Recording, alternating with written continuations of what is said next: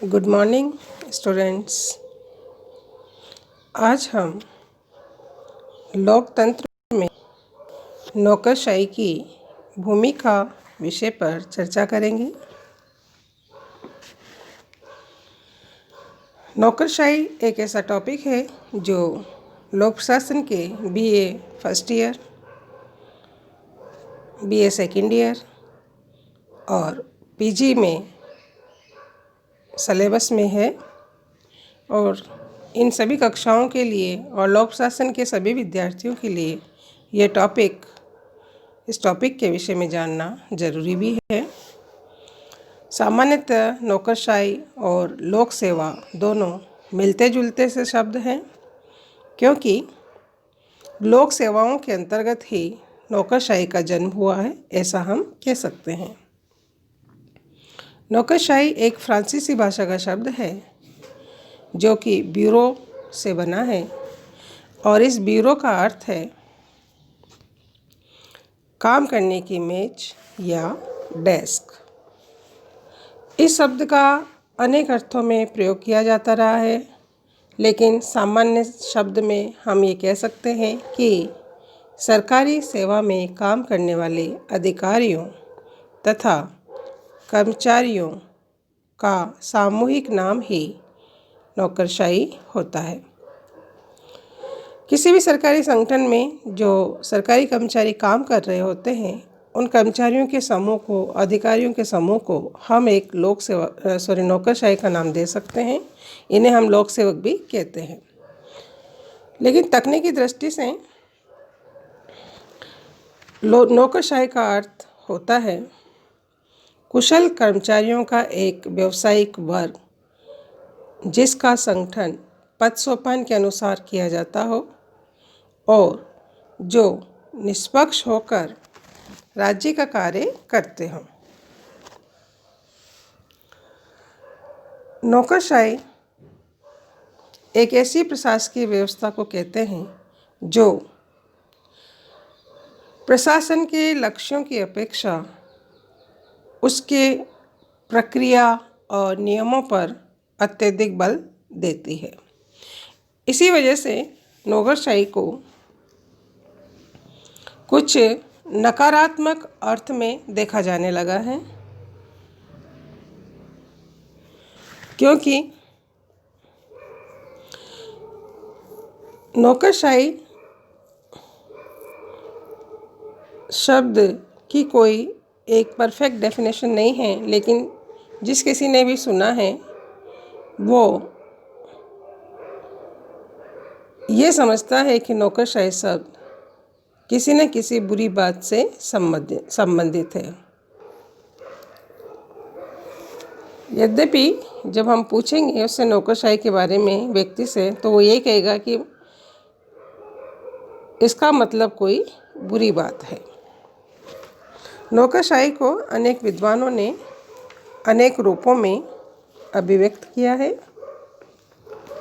Marks के अनुसार नौकरशाही एक विशेष प्रकार के संगठन के रूप में है जो सरकारी नीतियों का क्रियान्वयन करते हैं। लॉस्की ने इसे संगठन के अच्छे प्रबंध के बाधक और एक व्याधि के रूप में अभिव्यक्त किया है। लॉस्की कहते हैं कि जो नौकरशाही की विशेषताएं हैं वो इसको एक बीमारी के रूप में जन्म देती है, जैसे लचीलापन, निर्णय में विलंब, मनमानी, अतिव्यय, परंपरावादी। तो कुछ ऐसी विशेषताएं नौकरशाही की हैं जो उसे एक अच्छे प्रबंधक के मार्ग में बाधक महसूस होती है। नौकरशाही बड़ी सरकार के रूप में, नौकरशाही के बारे में यह कहा जाता है कि वो अपनी शक्तियों को बढ़ाने में माहिर है। सरकार के नए नए कार्यों के हाथ में लेने के कारण नौकरशाही का आकार भी बढ़ता ही जा रहा है। नौकरशाही नागरिक स्वतंत्रता के विरोधी के रूप में,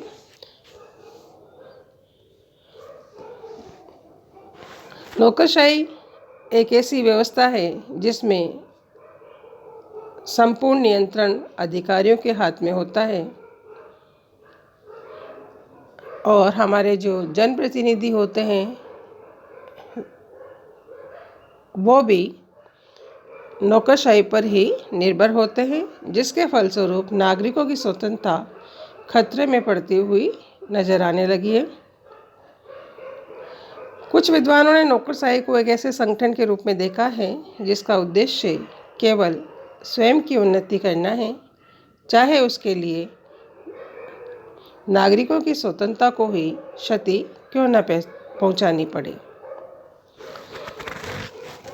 तो नौकरशाही के अर्थ को हम विभिन्न विद्वानों के अनुसार जब देखते हैं तो ये पाते हैं कि नौकरशाही एक ऐसा शब्द है जो अपने में नकारात्मकता को छिपाए हुए है।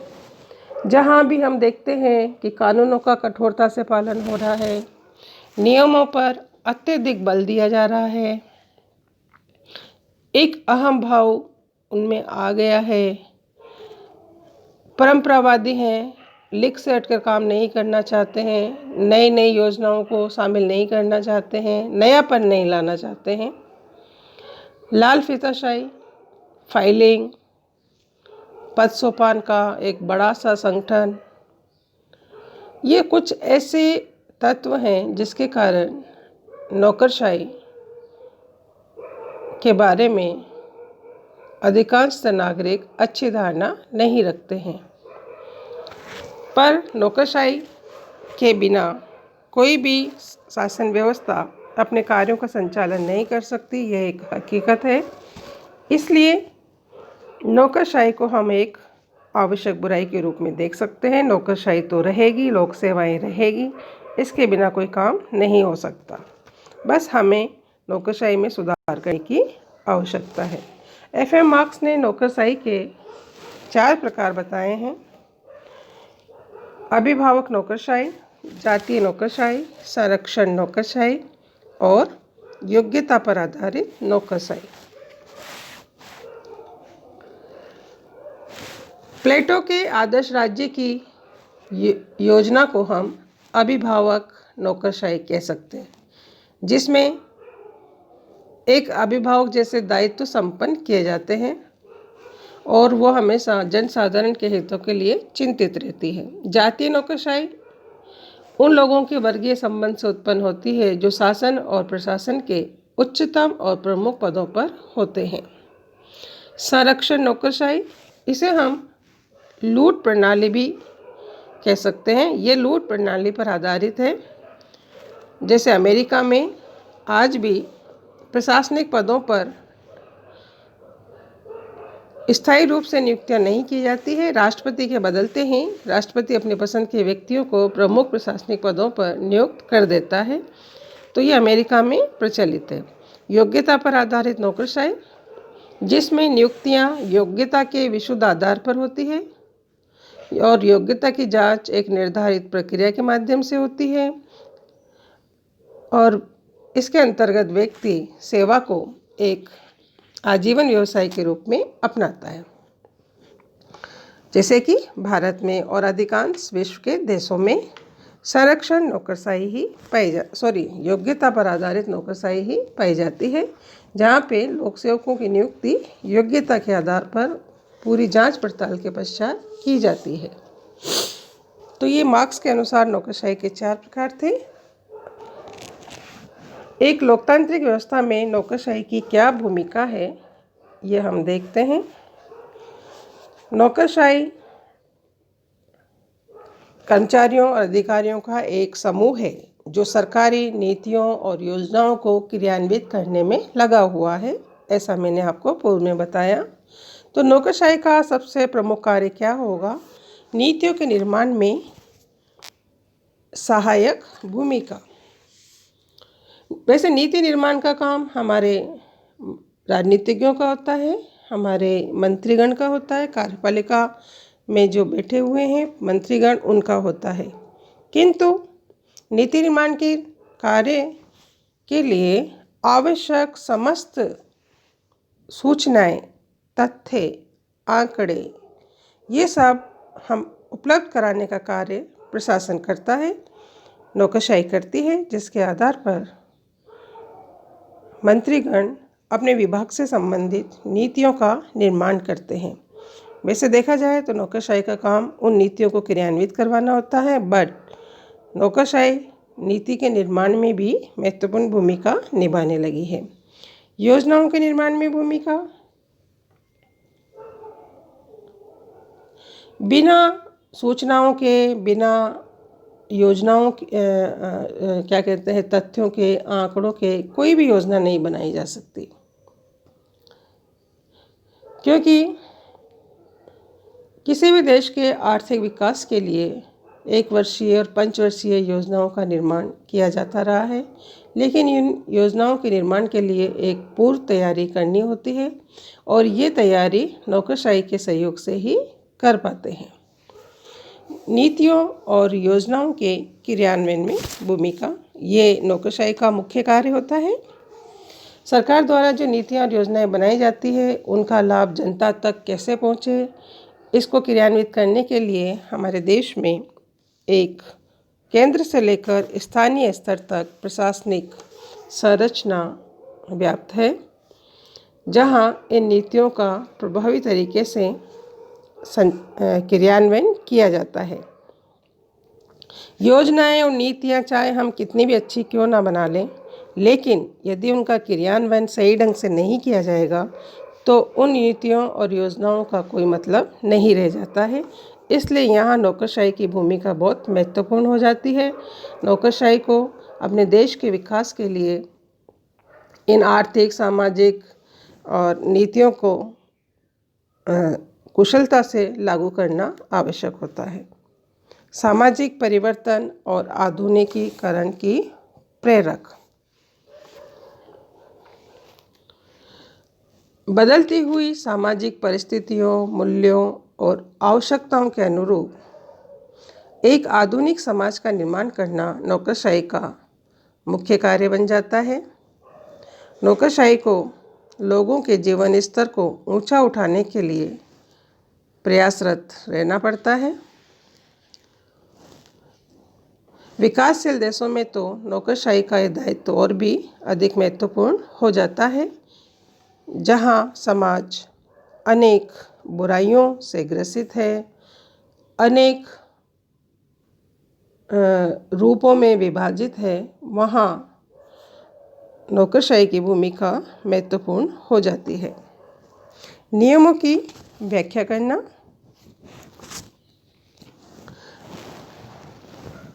वर्तमान में नौकरशाही को प्रदत्त व्यवस्थापन के कारण एक अतिरिक्त शक्ति भी मिल गई है, जिसमें व्यवस्थापिका द्वारा बनाए गए कानूनों की एक विस्तृत व्याख्या करने का अधिकार मिल जाता है। इस अधिकार के अंतर्गत नौकरशाही व्यापक नियम बनाती है और आवश्यकता होने पर उन नियमों की व्याख्या करती है। विधेयकों का प्रारूप तैयार करना,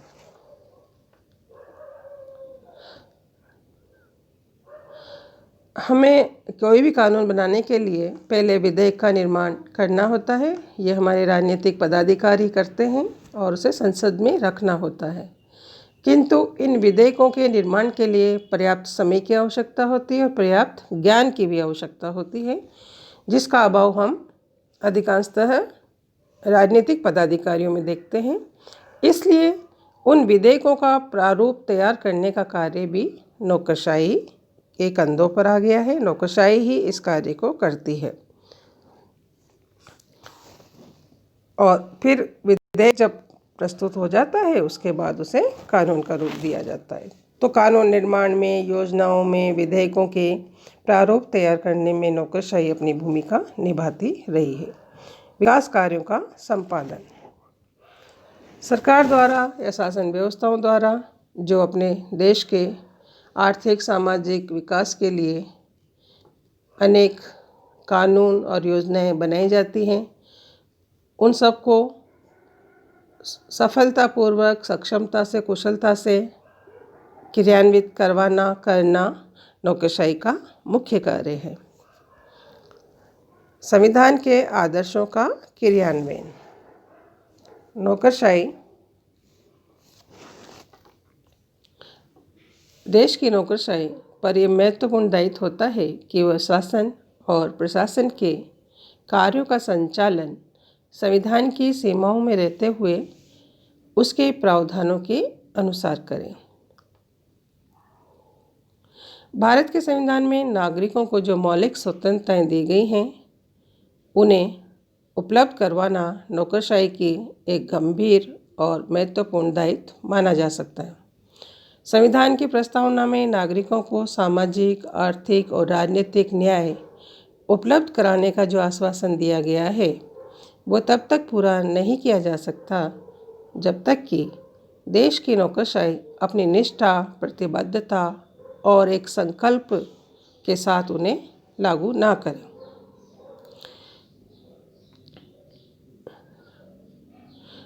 तो लोकतांत्रिक देश में जो संविधान के आदर्श होते हैं उन्हें पूरा करने का दायित्व नौकरशाही पर होता है। परामर्शदात्री भूमिका। नौकरशाही मुख्य रूप से मंत्री, विभाग के मंत्री, राजनीतिक पदाधिकारियों की एक परामर्शदात्री संस्था के रूप में कार्य करती रही है। मंत्रीगण अपने हर कार्य के लिए प्रशासनिक अधिकारियों पर निर्भर होते हैं।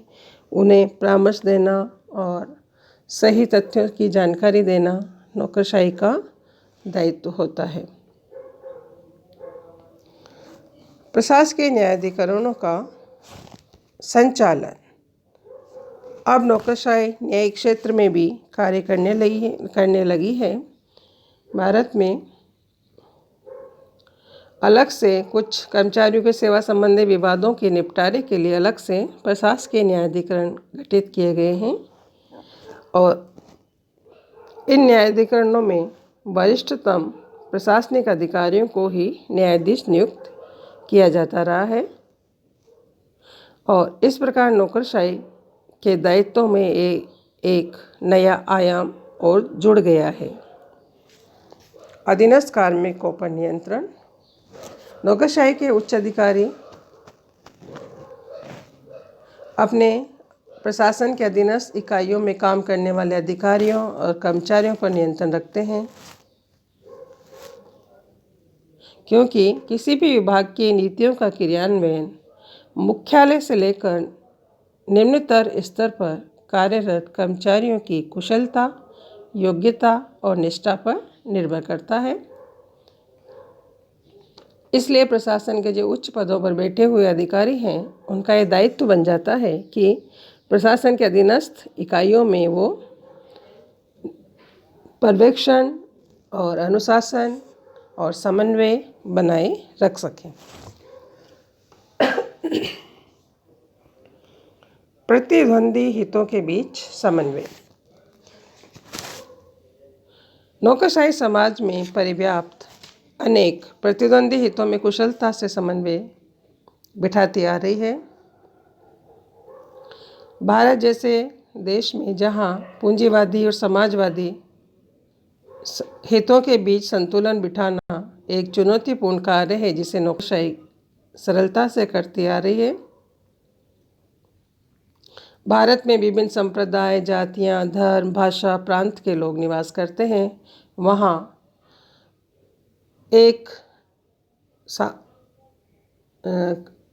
वहाँ ऐसी स्थिति में नौकरशाही एक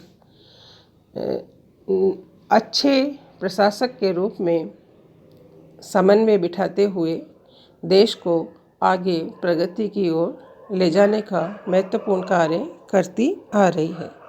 तो यहाँ हमने नौकरशाही की भूमिका को विभिन्न बिंदुओं के माध्यम से देखा।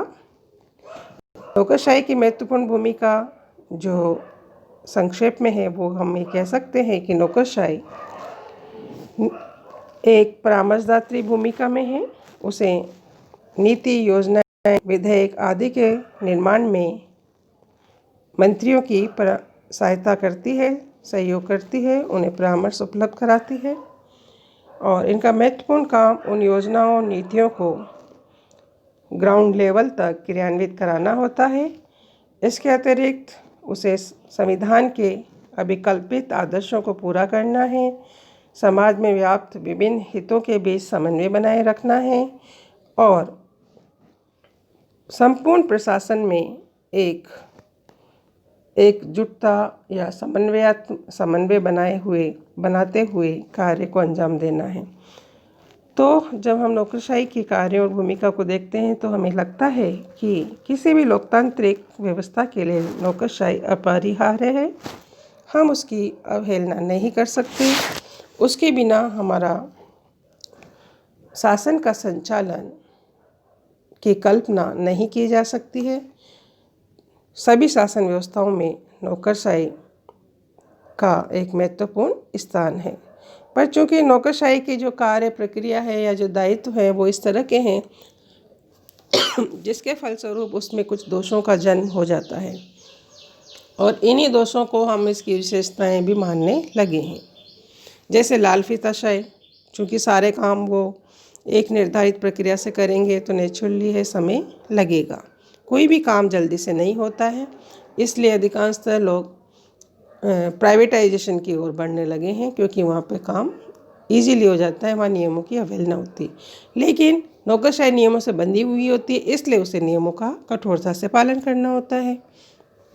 लेकिन समस्या ये है कि कभी कभी वो कठोरता बहुत ज़्यादा बढ़ जाती है और उसे हम थोड़ा मतलब व्यक्ति विशेष के आधार पर कठोरताओं में परिवर्तन भी होता रहता है, परिस्थिति के अनुसार भी परिवर्तन होता रहता है और इसी के फलस्वरूप भ्रष्टाचार जैसी समस्या ने भी जन्म लिया है। तो हमारी नौकरशाही कठोरता से नियमों का पालन करना और एक निर्धारित प्रक्रिया पर चलते रहना, इनसे बंधी हुई है। इनकी पालना के कारण बहुत समस्याएं प्रशासन में उत्पन्न हो जाती है। काम सरलता से नहीं होता है, लोगों को सामान्य नियमों की जानकारी नहीं होती है। कई बार जब समय ही निकल जाता है और काम नहीं हो पाता है तो उस काम का कोई महत्व नहीं रहता है। फाइलिंग सिस्टम बहुत ज़्यादा है, फाइलें ऊपर से नीचे की ओर पद सोपान के सभी सोपानों में भ्रमण करती हुई पहुंचती है, जिसके फलस्वरूप बहुत समय लगता है। शक्ति प्रेम की भूखी है नौकरशाही। लोक कल्याण के नाम पर अनेक नई नई शक्तियाँ हथियाती रहती है, अपना आकार बढ़ाती रहती है। नवीनता की विरोधी है, परंपरावादी है, उसे परिवर्तन पसंद नहीं है। विस्तारवाद की प्रवृत्ति है, अहम भाव है, कठोरता है, प्रक्रियाओं पर अत्यधिक बल, पनपता भ्रष्टाचार और जनता के बीच दूरी, विभागवाद की प्रवृत्ति, ये नौकरशाही की सामान्य समस्याएं हैं।